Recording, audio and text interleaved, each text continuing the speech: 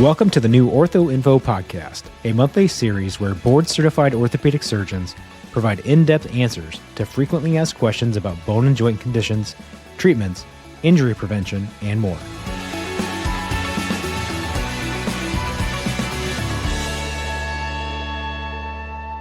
Welcome everyone to the Ortho Info podcast. I'm Dr. Mary Mulcahy. I'm Chief of Sports Medicine at Loyola University Medical Center in Chicago and Editor-in-Chief of Ortho Info. Here on the Ortho Info podcast, we focus on questions that we as orthopedic surgeons frequently get from our patients. And as a sports medicine surgeon, I very commonly hear questions about how to treat common injuries, what to do, what to avoid. And here to discuss this with me today is my sports medicine colleague and good friend, Dr. Nick Kolyvos, who is a professor and sports medicine surgeon at the University of California in San Francisco. He is a team physician and takes care of athletes in several sports, including rugby and football. Nick, welcome to the Ortho Info podcast. Thank you very much, Mary. Thanks for the opportunity to be here. Yeah, I'm so excited to dive into this. So before we really start talking about some injuries, though, and mistakes, I was hoping you can share with us a little bit about what you do in your practice, what are your areas of expertise, and what really interests you. Sure. So I'm the sports medicine branch of orthopedic surgery, which is, from a surgical point of view, is largely arthroscopy. And from a patient point of view, it's not just high-level pro athletes. It's sort of everybody, your weekend warriors, your people who get injured at work. It's a broad variety of people, but they all have the same sort of injuries, knees and shoulders is what I do, and that's the sort of group that I have. So recreational, high school, college players, yes, but also, average people who like to be active but get injured. Yeah, I think, and thanks for clarifying that. I think it can get quite confusing where people say like, oh, you're a sports medicine surgeon, so you only take care of athletes. But actually, that's only kind of a small percentage in general of the patients we take care of. I happen to be a sports surgeon too, but a lot of soft tissue injuries, right? And ligament and tendon injuries. So that's fantastic. And I do a lot of shoulder and knee as well. So we're really going to focus on some injuries and how to, what are we supposed to do after injuries? So there are a lot of different types of injuries that people can sustain, big joint injuries, small joint injuries. Some are more serious than others. But just in general, sort of speaking in general terms, what is it important to try to avoid in like the first couple of days after you have an injury? Yeah, look, I think a basic principle is to not aggravate what you've already done. And there's a number of, very clear things that probably are good for everything. Of course, there's specifics that we can, dive into a little bit, but there are a number of things that, you shouldn't do. And I'll use the example of one of the things I've done a lot of is cover rugby teams. Now, rugby players have a tendency to do things that you probably shouldn't after. So I've got a good group of people to describe here. So alcohol. Probably shouldn't drink after you've had, a big injury, maybe make you do things that you don't want to do, changes your metabolism. So that's something you probably want to stay away from. Going back into an activity, working through pain when you've already had an injury, I think that can be, concerning for many of us. Treatment, is probably okay to take some anti-inflammatories, but we usually recommend ice, not heat in that situation. Some people are convinced that heat is one of the things that can help. I think a lot of it, though, is just to listen to your body and say, is this, something serious? Now, when we talk about concussions, that's a whole different sort of ball game. Yeah, and we'll dive into that for sure. Yeah, but if you're having to work through severe pain to get play sport again or, even to walk or something like that, there's probably something you need to listen to and seek care. Yeah, all very good points. So I think, certainly as athletes or people in general, sometimes you think, oh, maybe I should just push through this. Like, I'll be totally fine. Like that in general is not a great idea, right? As you're saying. And I love that you brought up alcohol too. That's really important. I think we've all had patients too come into our clinic and say like, oh, I had this injury, but I'm just going to be honest. I was out at the bar and I fell off the bar stool and I had been drinking, and they don't remember otherwise the details, and they just sort of went through the rest of the night. So that definitely can throw off symptoms, even understanding what happened, and certainly doesn't necessarily help treat those symptoms. Yeah, it may lead to some bad behavior afterwards as well. Yeah, exactly. So Not helpful, you yeah. touched a little bit on anti-inflammatory medications. I think for patients too, can you clarify, we hear the term anti-inflammatory medications, but you also hear the term painkillers. Yeah. And so can you clarify what that means? Yeah, so generally if we're talking about anti-inflammatories, things like naproxen, ibuprofen, those are medications that reduce the inflammatory response. Anytime you have an injury, the body's natural system is to initiate this inflammatory cascade, and that inflammation will cause pain. It sets off the pain receptors. So it's the first step in that pain pathway. So the anti-inflammatories reduce the inflammation, and that's how they work to reduce pain. They're not painkillers. Now, things like Tylenol and the other painkillers out there, they're not really addressing any of the inflammatory situation. They're addressing just purely the pain. They're purely blocking the pain receptors, whereas the anti-inflammatories are taking a step back and addressing, if you like, the root cause of the pain. Yeah, thank you. I think that's fantastic that you clarify that, because some patients will say, oh, it's an anti-inflammatory medication. Is it actually going to help with pain? But it does, for the very reason that you talked about. So anti-inflammatory medications are hugely helpful. So that's Motrin, Aleve, ibuprofen, all of the medications in that whole family. You talked about ice too being something that's good that you can use. Certainly if there's any swelling, that helps a lot with decreasing swelling. What are some other things? I mean, what about, are there certain red flag symptoms patients should watch out for? And at what point should they say, okay, now I really need to go see a physician or an orthopedic surgeon? Sure. Look, I mean, obviously pain is the one that everyone knows and recognizes. If you have pain, it's going to depend on the intensity. It's going to depend on the frequency. And one of the issues with pain and using pain is it's quite subjective. Yeah. And so it's not the perfect one, but it's very clear, if you have an injury and you can't weight bear, for example, because it's too painful, that's not something you're should or are likely to ignore. If there's something that is painful and you have to really work hard to get through the pain to, make that knee or shoulder function, then that's probably something you want to seek attention for. So pain definitely has a role in giving you the signals that you need to say, well, this is more serious than just a little bruise or a sprain and I'm okay. Swelling is probably the one that, is clearly more objective, right? In other words, you can't, there's either swelling or there's not. It's not something that, there's a gray area really. And that, sort of is important, especially for things like knees. If you have an injury and your knee is large and really sort of swollen up, that's probably something that's not just a minor problem. It's something that's a concern. Yeah. What's a common sports knee-related injury that would cause a lot of swelling and maybe associated pain that you'd say, like, if you have this, like, you should be seen because it could potentially be this type of injury? Yeah, most certainly, if you have a twisting injury, you have pain, maybe you hear something pop or snap in your knee, and then you have a lot of swelling, we would have a significant concern that you had an ACL tear.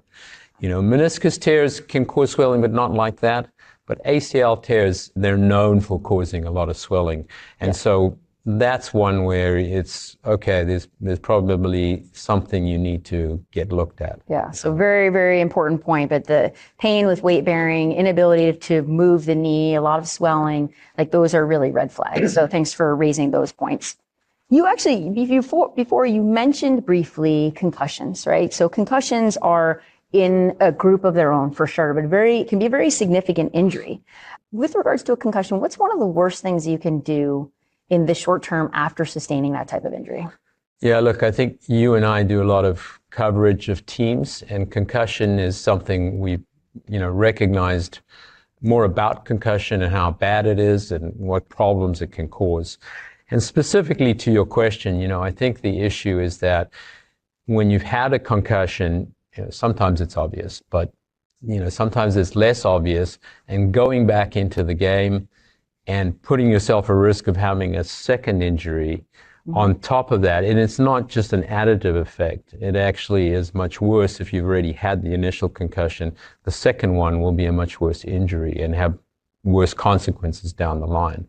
So that's why I think we're all concerned about concussion, and we have become more so in all sports, because, we've recognized that repetitive injury and repetitive concussion has some very severe consequences. Yeah, absolutely. And I think that's really been in the past, 10 years, we've become way more aware and much more careful with that. So, not all head injuries are concussions, of course, but to clarify for the listeners, for our patients, which symptoms, if they're experiencing, which symptoms may be more consistent with a concussion and should raise some concern?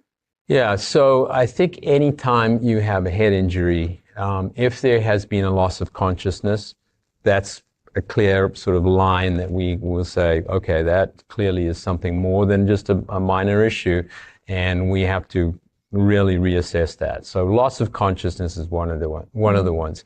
If you have dizziness, weakness, double vision, all of those things that would indicate that there's actual injury to the brain itself, those are things of concern. Retrograde amnesia is also, where you can't really remember what happened. And also, of course, confusion and dizziness and things like that.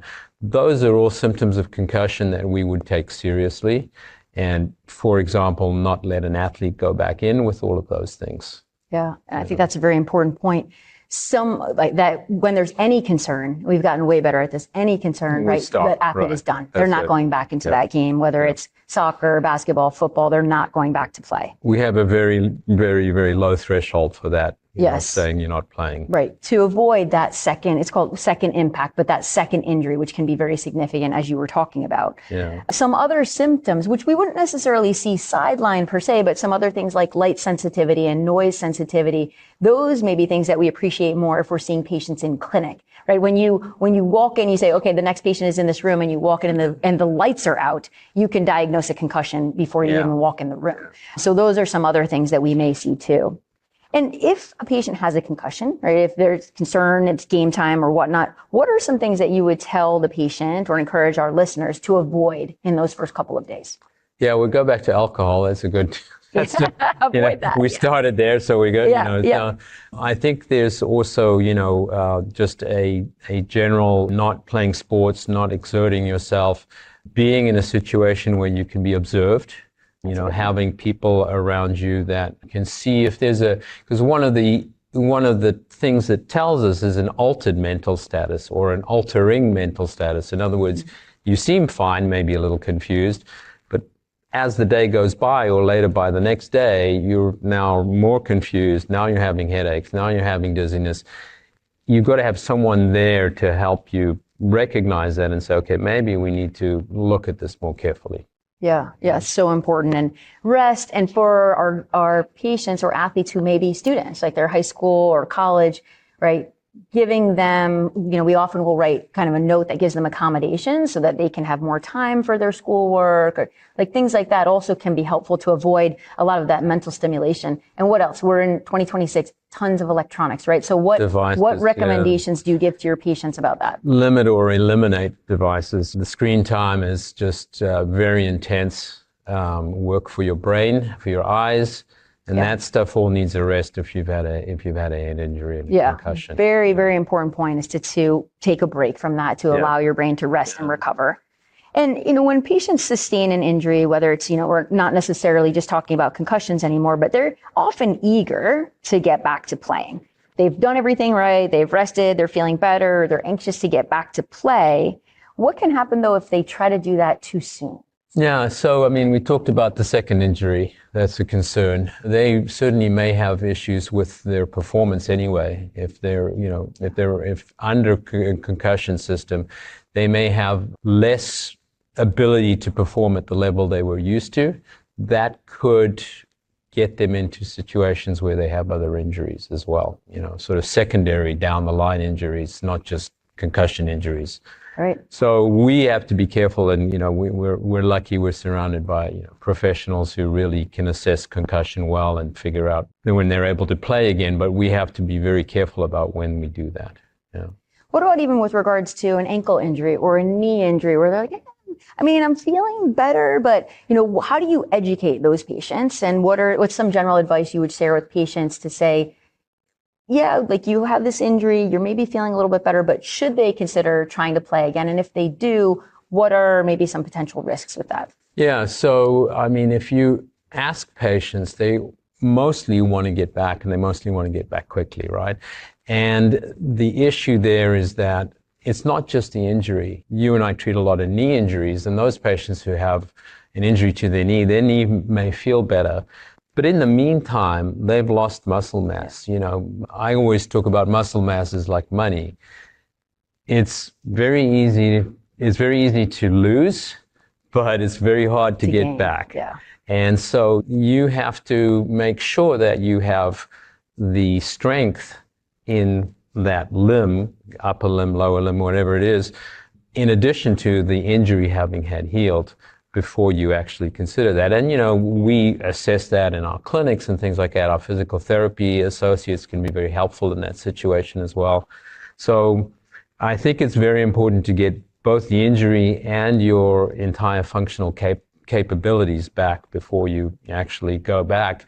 And when you do go back, I will oftentimes tell patients, look, don't play an aggressive, competitive, full schedule. Yeah. Do some drills, play a light game or two, depending whatever the sport is, and work your way slowly back in. Don't just jump in, both feet. Those are all excellent points. And I think, part of one of the points you were making is that if they're still having maybe a little aching in the knee or the ankle, that might put them at risk for sustaining other injuries. Right. And so then certainly that's the priority that we take in educating the patients. We say, I understand and appreciate that you want to get back on the soccer field or you want to be on the basketball court. We want you to be there too, safely, but trying to help them understand that if your knee's not quite right, you're at risk of sustaining other injuries, which could be potentially even worse. Absolutely. Yeah. And you touched a little bit too on kind of the whole rehab component. So when a patient has, either a shoulder injury or a knee injury, what oftentimes are some of your initial recommendations for them in terms of addressing that? Yeah, so I think that many of the injuries we see certainly don't need surgery, and we are looking at potentially either briefly teaching the patient some exercises in the office, which oftentimes works well. But we lean on our physical therapy colleagues quite a lot because they're excellent and they provide, this fantastic sort of holistic, but also dialed in piece for our patients so that they can get, their shoulder or knee better, but also the whole picture as well. I think both of us have a lot of patients who never get surgery, get physical therapy, rehab, come back and see us do well, and that's it. That's all we need.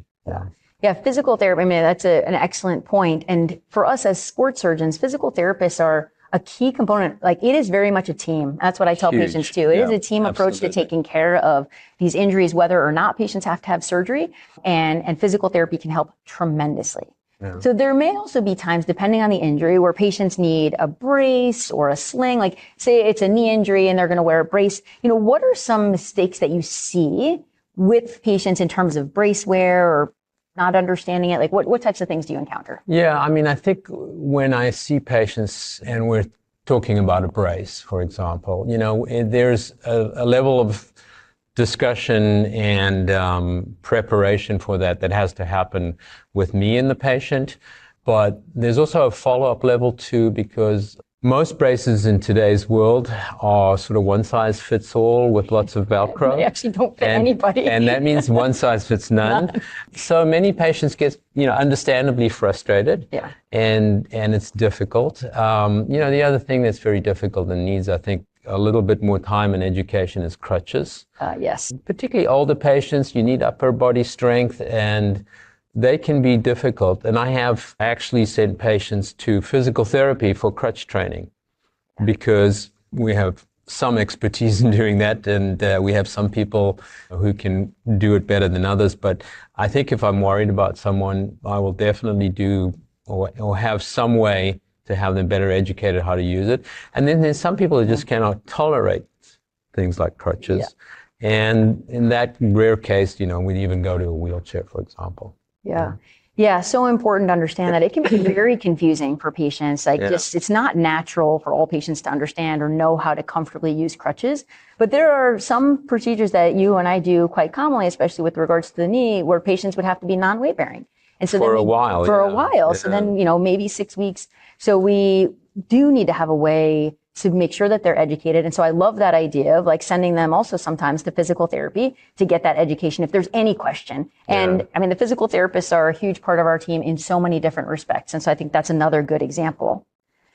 After an injury, or certainly after a lot of the surgeries that you do, physical therapy is often a key component. But do you think, is it always necessary for patients to do physical therapy for months? Is there a time when they could just do some stuff at home? How do you kind of approach that? Yeah, I approach that on a very individual basis. In many ways, like we approach our surgical way of deciding, or our indications, our way of deciding who's going to have surgery or not and what surgery you're going to do. It's the same with the rehab. I think, we may have a basic principle of, every ACL gets this initial amount of surgery, but usually it's an initial amount of surgery, and then on their follow-up, we're going to assess that, see how they're doing. And I think there's certain patients who need or like the discipline of physical therapy. And there's many who, and we talk about this, when they come back, is like, well, what do you think? Do you think you can do your program and maybe you go to physical therapy once every 2 weeks instead of twice a week?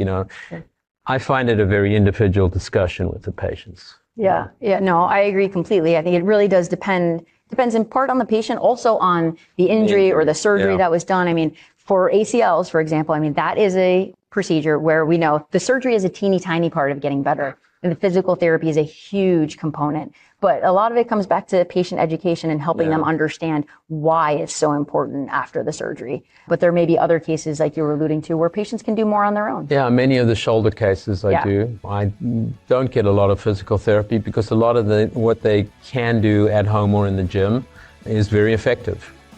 Yeah. Excellent points. Well, Nick, thank you so much for being here today and sharing your expertise.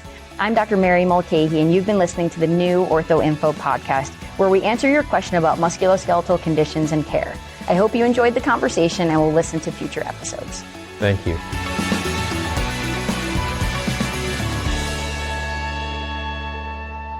This has been the OrthoInfo podcast, brought to you by the American Academy of Orthopedic Surgeons. Production and editing by MK Quinn Media. You can find the OrthoInfo podcast on orthoinfo.org and wherever you get your podcasts. Like and subscribe so you won't miss new episodes, and visit the OrthoInfo YouTube channel for full video podcast episodes and shorts. The views and opinions expressed by guests are their own, and their appearance on the podcast does not imply an endorsement of them or any entity they represent by the AAOS. Reference to any specific product, device, or service during this podcast is for educational purposes only and does not constitute endorsement or recommendation by the AAOS. OrthoInfo, expert musculoskeletal health information provided by surgeons, trusted by patients.